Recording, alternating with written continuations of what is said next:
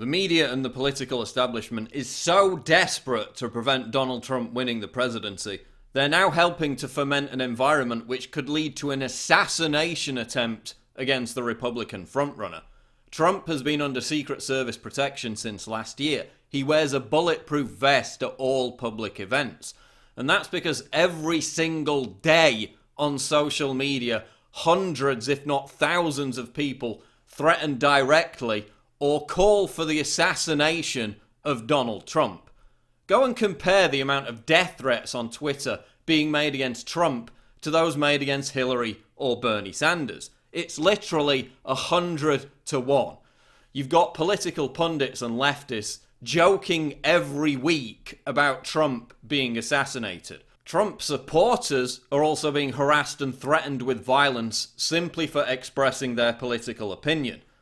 There's no louder progenitor of hateful, vitriolic, violent rhetoric than the anti-Trump crowd. So why is Trump himself being blamed for violent rhetoric? Is Fox News reporting on the deluge of death threats being made against Donald Trump? No. They're too busy lying about a Trump campaign staffer grabbing a woman by the arm and claiming it was some kind of vicious assault. I mean, look at this video, and then look at how the poor victim, Michelle Fields, reacted on Fox News. This has to be, aside from my father's death, the worst experience I've gone through. Someone had grabbed me tightly by the arm and yanked me down. I almost fell to the ground. She acts like the Trump staffer was manhandling her like King Kong or something. Almost threw her to the ground. The worst thing in her life besides her father dying. Give me a break. But the media supports her lies because they can use this as part of the coordinated demonization campaign to claim that Trump is encouraging violence. Is CNN reporting on the deluge of death threats being made against Donald Trump? No. They're too busy giving a platform to the extremist who tried to attack Trump in Ohio, making him out to be a reasonable guy. This is an individual who said he was prepared to become a martyr while planning this attack.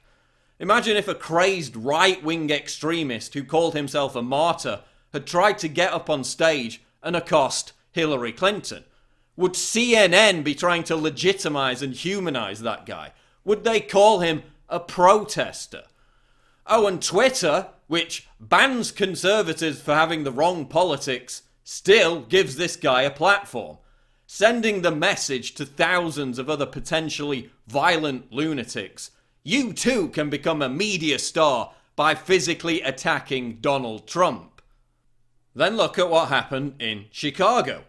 Imagine if Donald Trump supporters had crashed a Bernie Sanders rally, firing guns, blocking ambulances, assaulting people, waving Nazi flags. Would the media describe them as peaceful protesters? No, yet that's all we've heard since Chicago. This is the classic leftist social justice warrior tactic. Stage violence and then claim you're the victim. The Washington Post even lies and claims Trump cooked up a giant conspiracy to sabotage his own event in Chicago. Like he controls the George Soros-funded radicals who caused the mayhem. This is the narrative we see being pushed. Violence is justified because you don't have to take responsibility for it.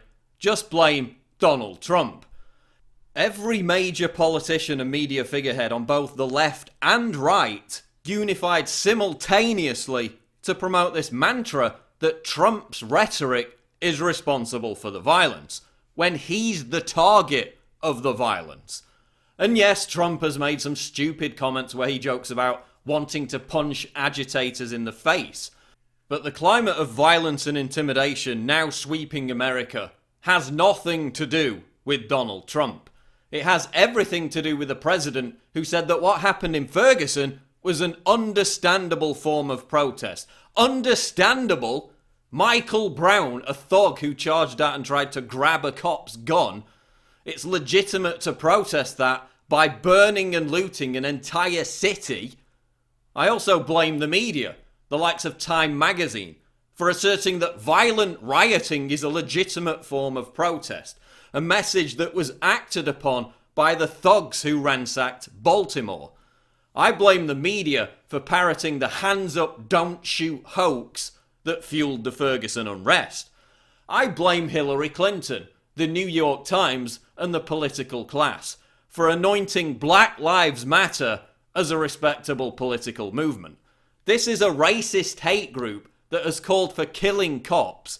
Its supporters have actually killed cops and planned to bomb police stations. The ideological guru of Black Lives Matter is a convicted cop killer who is on the FBI's most wanted terrorist list. These are the people who are to blame for inciting violence, not Donald Trump. As Breitbart's Raheem Kassan points out, the media's role in sending out a green light to every lunatic that it's legitimate to try and attack Trump is part of a dirty tricks campaign. Quote, as a human being and as a former Politico, I dread what I've seen, writes Kassan. Something very bad could be about to happen. By forcing security to be more oppressive at his rallies, by forcing Trump to stand further away from his audience, this is part of a move to intimidate and derail Trump and his supporters. So mark my words, Saturday's incident in Ohio won't be the last time some unhinged left-wing lunatic tries to attack Donald Trump. And when it happens again, and even God forbid if it's an attempt on Trump's life, the media and the political class will blame Trump and his supporters. Well, I'm here to tell you right now, the blood will be on the media's hands. They're the ones who are inciting violence by encouraging mentally unstable people to attack Trump.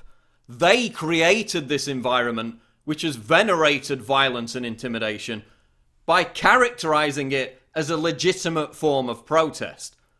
And they're who you should blame if anyone tries to assassinate Donald Trump.